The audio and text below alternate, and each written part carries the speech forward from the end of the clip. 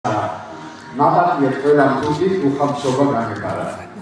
დიონისე იცით რა? ოცნება რომ ახდება.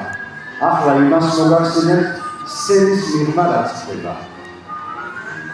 უნაკლო ადამიანი არ არსებობს, ალბათ ყველას დაგიგონებთ. თუკი ნაკლი არ არის, ესეც ნაკლიაო.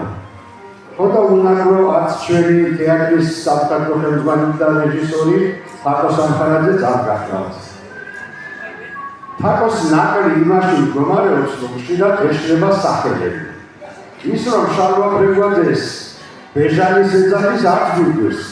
შალვა შეგარული გახარებულ კაცია ჩვენს დაში, მაგრამ ლუკა კიკვაძეს, რომელიც თეატრის დაარსების დღიდან გასის თეორია და პრაქტიკულად თაკოს ხელშია გავლილი, დღემდე ლაშას რო ეძახის, ცოტა არ იყოს გასაკვირია. თუმცა ამას შეჩვეულები ვართ. მე პირადად მაგალითად თაკო თუ მე მიყურებს, ესე იგი მე მომახავს. და არ ვაქცევ ყურადღებას მამუკას დამიძახებს, ამბაკოს თუ კირილეს. თავადია აგრაფინა მინადოლა არ დამიძახოს. თაკოს ხშირად ეშლება გვარებიც. მაგალითად ნატალია გოგუაძის მაგდა ნატალია გოგუაშვილი გამოაცხადა. ერთ-ერთ აფიშაში ჩემი გვარი ხაჯერიას მაგდა ჯიქია დაწერა.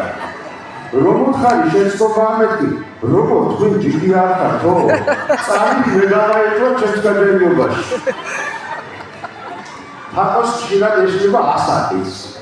ეხლა რა მოხდა მეეო ბევრ ადამიანს სამოხარი ასაკის ეშლება.